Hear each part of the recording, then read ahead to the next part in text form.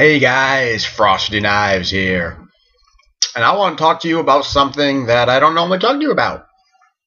Wrestling.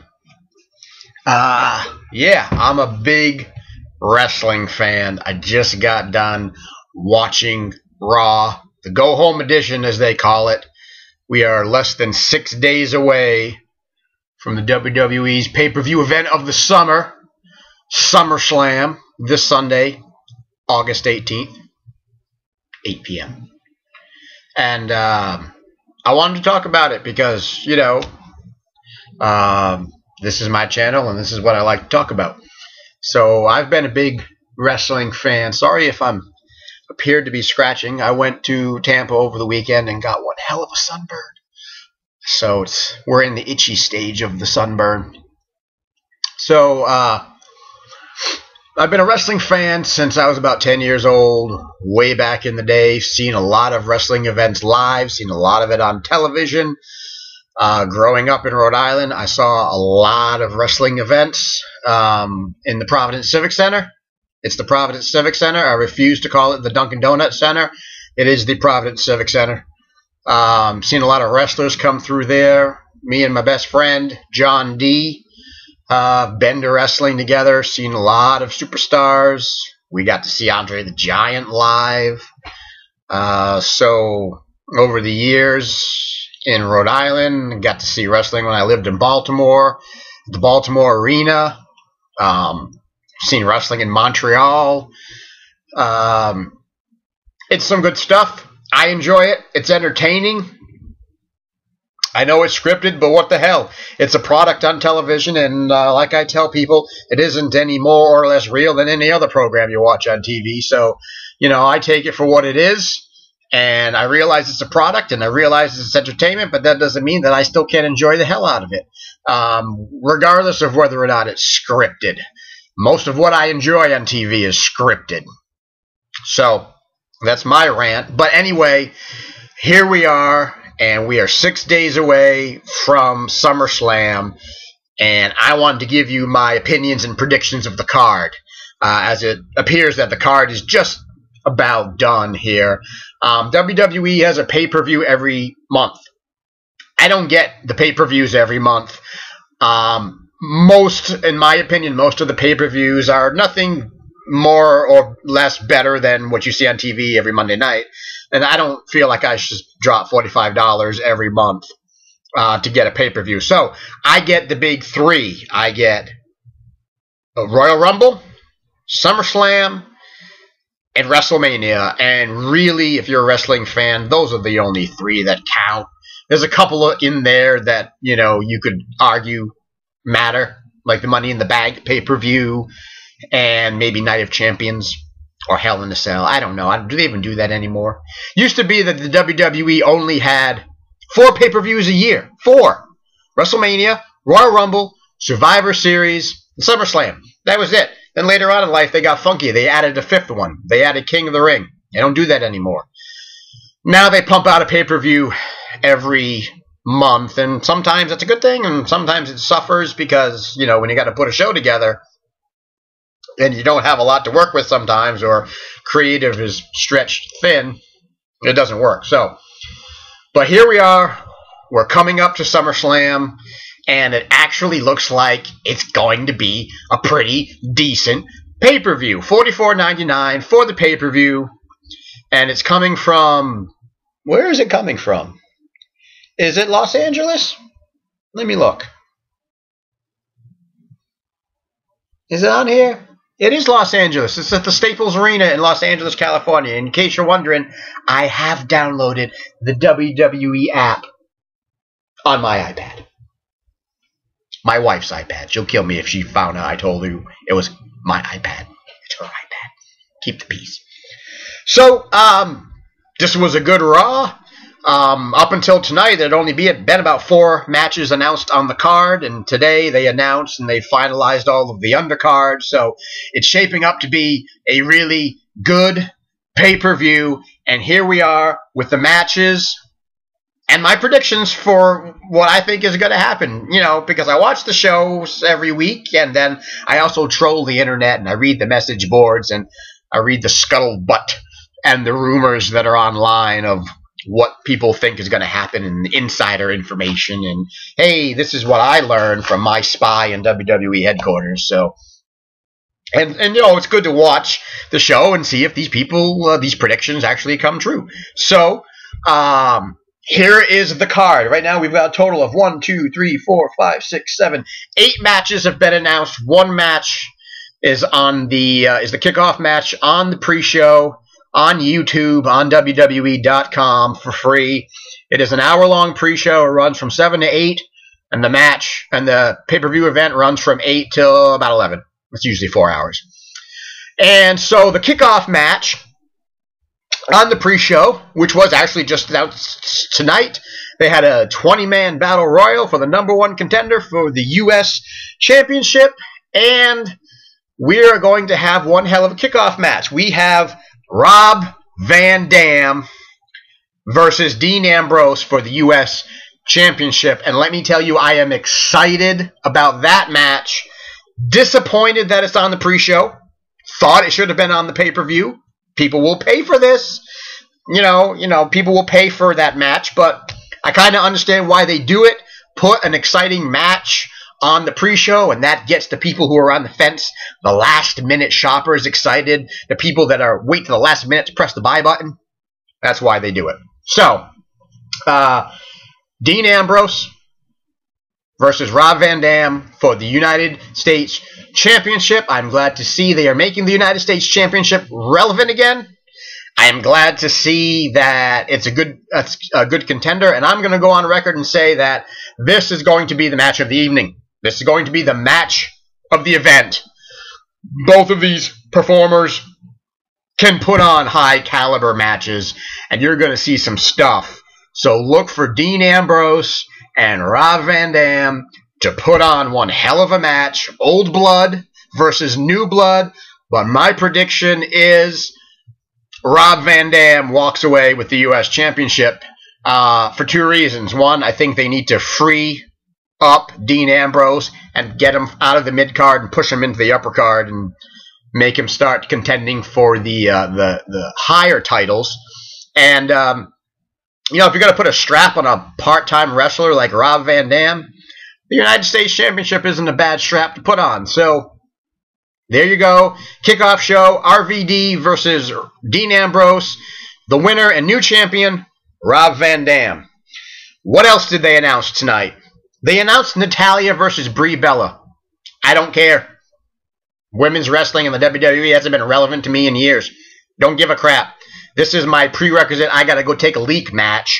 And so, I don't really care. Not going to invest a lot of time in it. Give Natalya the win. She has nothing to do anymore. They're basically using her as arm candy for a walking giant and a midget. So, I don't really care. Brie Bella. Really, they're only doing this type of match because they're trying to push their Total Divas TV show, reality show, whatever. I don't watch it. I don't care. I don't really care who wins. I'll just pick Natalya to win it because I think it's really sad that, she is the last member of the Hart dynasty in the WWE, and they've basically relegated her to, comedy fodder. So, don't care. Next match. What do we got? Dolph Ziggler and Caitlyn versus Big E Langston and AJ Lee. Well, that is a match they just threw together because they didn't know what to do with Ziggler, and apparently they didn't want to have the Divas Championship defended on a pay-per-view. So they threw together this, crappy match. We already saw Dolph Ziggler versus Big E Langston a week ago on Raw. We're going to see it again with the women. Again, another match I don't care about because I think they're sort of mishandling some of these wrestlers. But, I think what they're probably going to wind up doing is giving Big E and AJ the win. Whatever.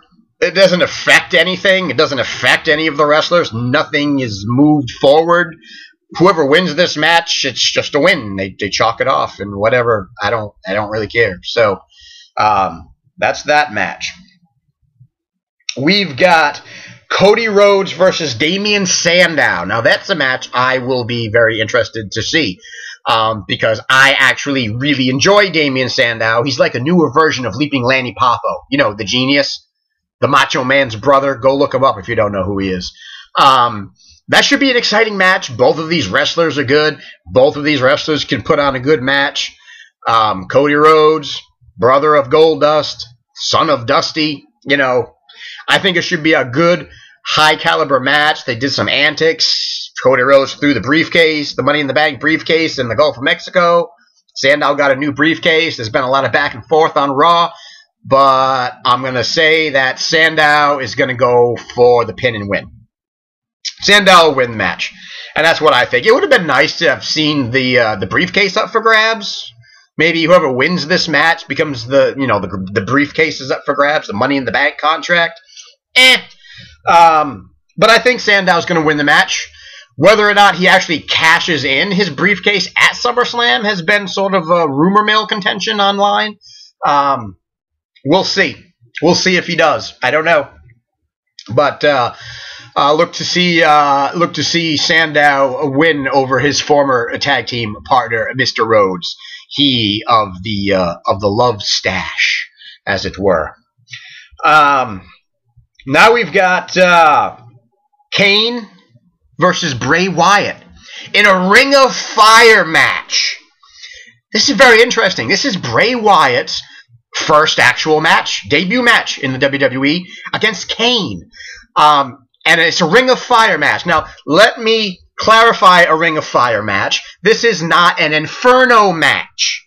In an Inferno match, you light the ropes on fire, and the first person to set his opponent on fire wins. This is not an Inferno match. This is apparently a Ring of Fire match where they will light a ring of fire around the ring, and the fire's only purpose is to prevent outside interference. So nobody's actually going to get set on fire. It's there for dramatic purposes. I wouldn't be too surprised if somebody actually does get themselves set on fire. But, you know, there's a lot of rumor mills going around, a lot of stuff going around with Kane and the Wyatt family. I am very excited about the Wyatt family. Let me just say this. Bray Wyatt, who is Mike Rotunda's son, for those of you who may or may not know, you can call him H&R Block if you'd like, if you get that reference. Good for you.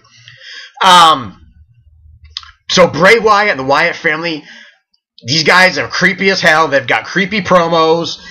Then they've come out and they've targeted Kane, and they've done all this stuff, and they've done ambushes, and they've done, you know, surprise attacks, and they've done all this stuff. Now we have Kane versus Bray Wyatt. I fully expect Bray Wyatt to win this match. But I also fully expect, maybe not at SummerSlam, but at some point in the near future, I fully expect Kane to become part of the Wyatt family. There's a lot of similarities between Bray Wyatt and Kevin Sullivan back in the day.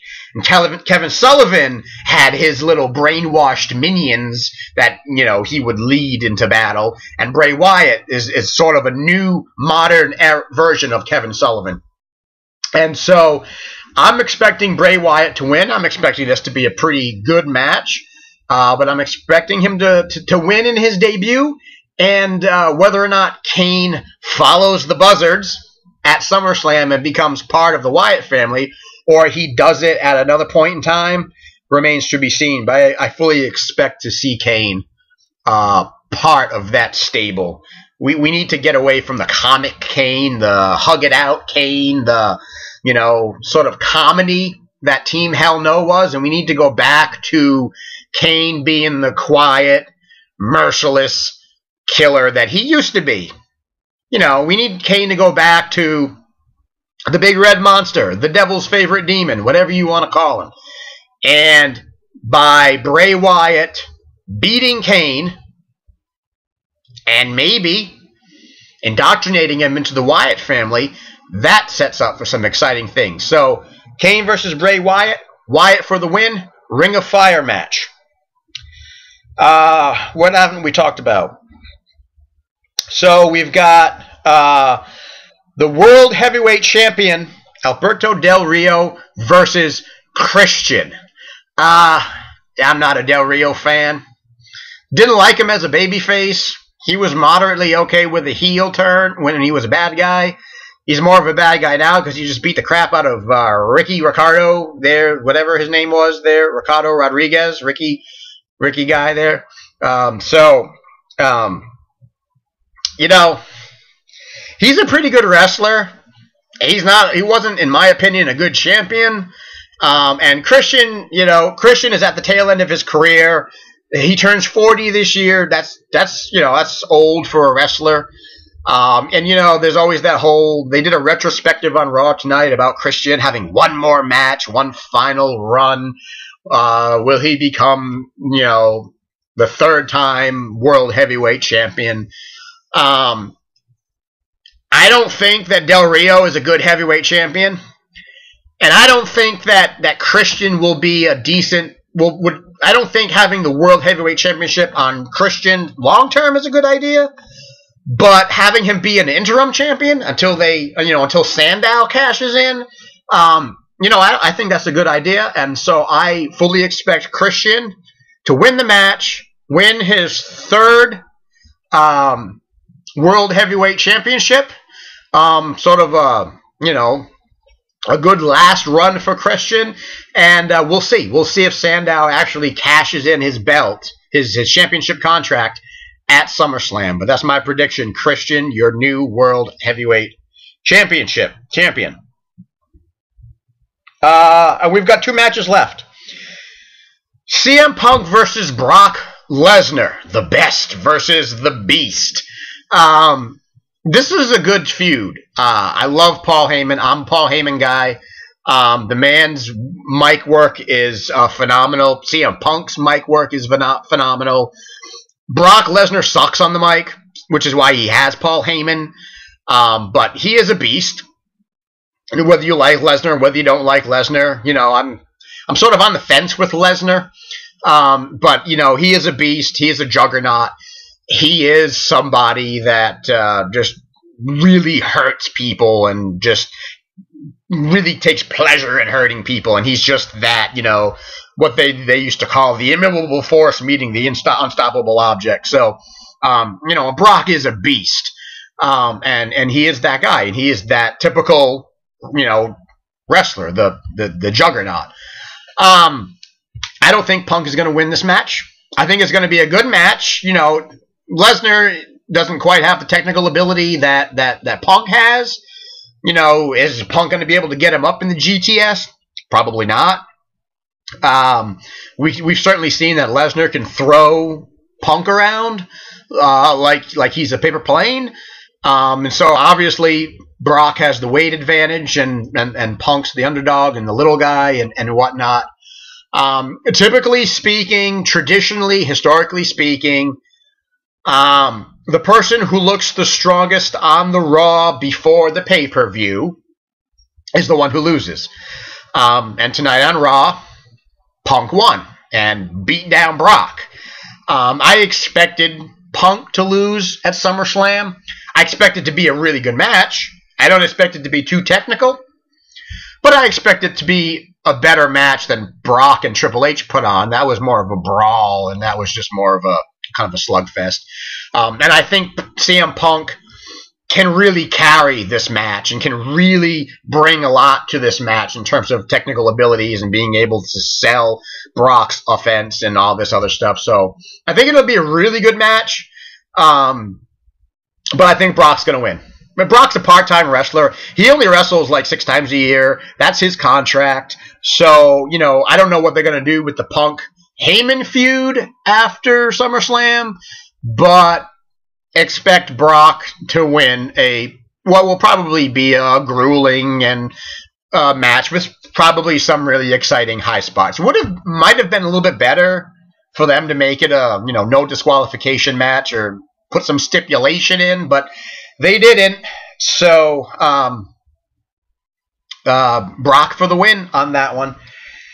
And finally, the match that everybody is talking about, the match for the WWE Championship, John Cena versus Daniel Bryan for the belt. And tonight, it was just announced your special referee for this match will be Triple H. Sticking his nose in a match again. He wants to get some airtime, apparently. So, this is going to be a good match. Daniel Bryan is hot right now. Wherever he goes, the crowd just chants for him and eats him up. He is riding, this euphoria wave everywhere. The last 6 weeks, 2 months of Raw, it's just been Bryan and Bryan and Bryan. And I'm glad to see the American Dragon getting a push. I'm glad to see him in these kind of matches. And I'm glad to see a match with John Cena with an opponent that's, not somebody that he's already wrestled before, somebody kind of new, somebody exciting. I mean, he did wrestle Daniel Bryan a long time ago, back when they both were kind of starting out, back when Daniel Bryan was wrestling under Bryan Danielson. But now, they're both established. You've got Super Cena versus Daniel Bryan, the Yes Man. And so here's the caveat. Vince McMahon has been out for the last couple of weeks saying he hates Daniel Bryan.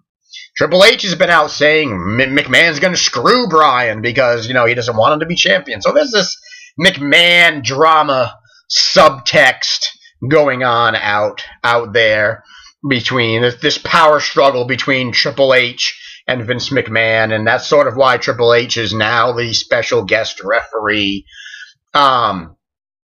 for the match, because he wants to make sure that Vince doesn't screw anybody. This match has got swerve written all over it. It really does. And here's what I think is actually going to happen. And I think it's going to be a hell of a match. I think it's going to be really good. I do think Daniel Bryan's going to win. And I think Daniel Bryan is probably going to be a WWE champion for all of about 3 minutes. Because I think you're going to have a match, Daniel Bryan's going to win, and then Randy Orton is going to cash in his contract and become the new WWE champion. I still call it the WWF from time to time. Screw the koalas. So, it's very clear. Vince came out and said he doesn't want Bryan or Cena to be champion. So does this mean that Randy Orton is going to make his long-awaited heel turn and become the new corporate champion? It's possible. But I fully expect to see Cena lose. I fully expect to see Daniel Bryan win. And I fully expect to see Randy Orton cash in, and Randy Orton being the man of the hour at the end of SummerSlam. And what that will do is that will just propel Daniel Bryan into a long-term feud, and that'll carry on probably for the rest of the summer, maybe even the rest of the year. If we've got Bryan and Cena and Orton all chasing the gold, that might not be a bad idea. So I think it's gonna be a good card. The one match that they didn't talk about, they'll probably talk about it the rest of this week. It'll probably be announced. The Shield, Reigns and Rollins, gave out an open challenge to whoever wanted to take them on for the tag team champions. And tonight at Raw, the Big Show made his long-awaited return to the ring. So we're kind of hinting at the fact that maybe it'll be Mark Henry and the Big Show versus Rollins and Reigns for the tag straps. That might not be a bad match. That hasn't been announced. We're not sure who's going to, vie for the tag team belts. It could be Show and Henry. It could be somebody else. I don't know. I expect the tag belts to be defended at Raw. At SummerSlam. So we'll see. We'll see what happens. And if it is Show and Henry, they're probably going to win the belts. That's probably what they're going to do. It might be the night where they decide to take the gold off the Shield and start moving them in different directions. So those are my predictions. I'm really excited about this pay-per-view. It's shaping up to be pretty good, with the exception of maybe the Divas match and Ziggler and Big E. Most of the matches on the card I'm excited to see, and I'm really anticipating how this whole event is going to turn out and what they're going to do. So those are my predictions, and I will catch back, and I will do a recap video after SummerSlam to see how many of my predictions actually came true and what my opinions were of SummerSlam. So until next time, keep it real, folks.